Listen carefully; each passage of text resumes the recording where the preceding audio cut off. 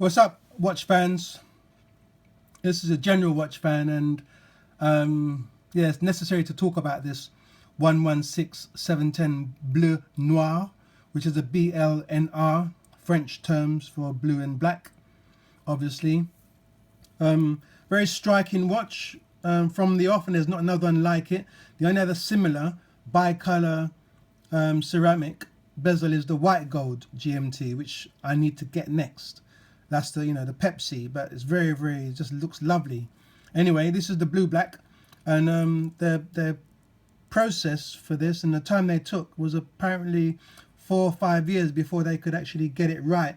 So you can see that on this there's no bleeding between the blue and the black, and I think that they had dyed it black, which is a cerachrom bezel. So that means that the cera of cerachrom is ceramic, or the chrome is a Greek word for color or light. So they've got like chroma light, or cerachrom, which is the colored ceramic.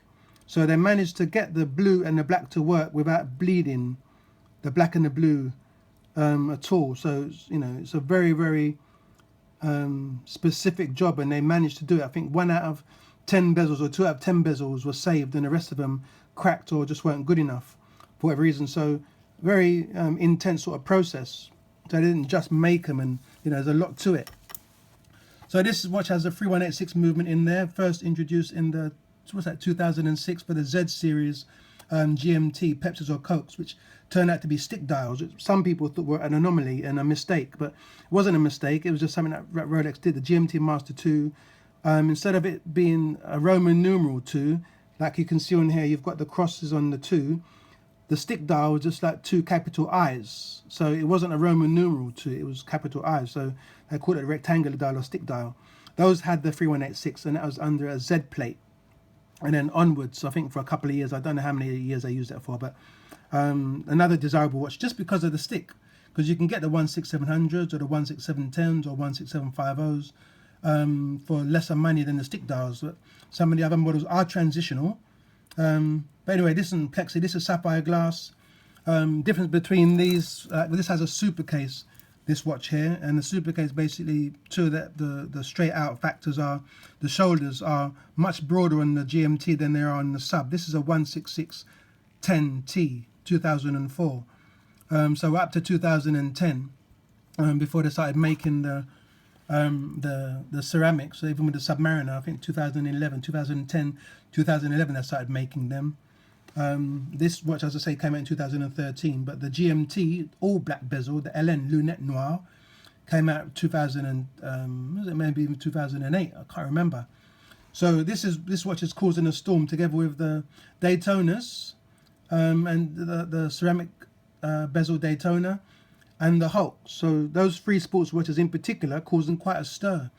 There's a few other watches in the Rolex range that are doing quite well, but these watches in particular causing a stir. So these, like December 2015, were about, I don't know, 6 grandish, and by March they were like 6.4 new. I'm talking about new, but now, like 1 year down, like 7.4. They're 7,000 to 7,500 new, 6.5 grand used. That could be 2012, 2013, 2014 used. Get my facts right. So yeah, there's a lot to this watch, and as I say, very popular, becoming more popular day by day. Its insides have got the parachrom, the blue parachrom hairspring, which allows the watch to be more resistant to magnetism. It's a lovely feel watch. The trip lock on here, they've got, undo this for a minute, got 4 O-rings in these watches.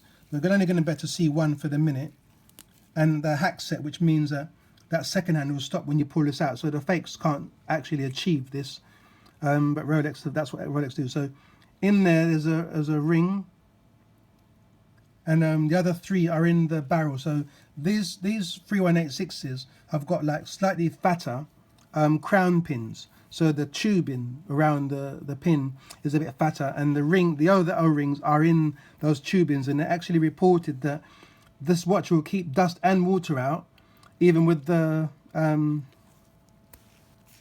with the thing, with the crown pulled out. So quite a feat, but I'm not going to try it to be able to verify this on YouTube. It's not going to happen.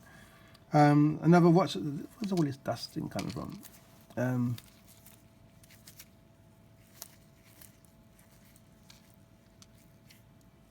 Stringy stuff. So yeah, the very, very solid watch. This Rolexing on the rehaut occurs 10 times around this ring here. 10 times. It's only 10, it would have been 12, but you've got the serial number down by 4 o'clock-ish, 5 o'clock-ish. So that takes up the other part. But this is, you know, what they see fit to do. This is like all these lovely touches. On some of the 2010 sapphire glass subs, and I've got a fat lady that seems to have it. There's a, it's on here as well, maybe you can see. Can you see the on the crystal, there's a coronet. They don't all have it, but you can see that coronet on the crystal.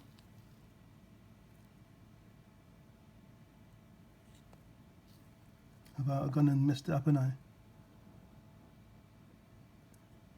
It's faint, but you can see it.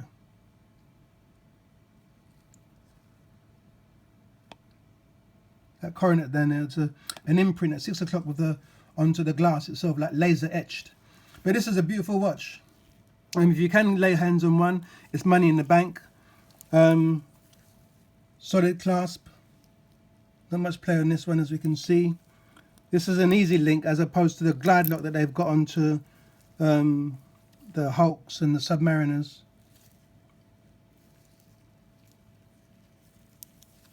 Turn this around the right way. So that's the glide lock. You get another centimetre out of it. It just simply folds in and back out again, depending on how you want it to, how you want to have it.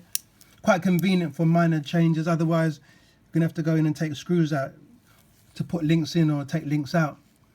As I say, super case, maxi dial, 18 karat gold surrounds around the hour markers, and just an all-round decent watch to have on your wrist. Thanks for watching.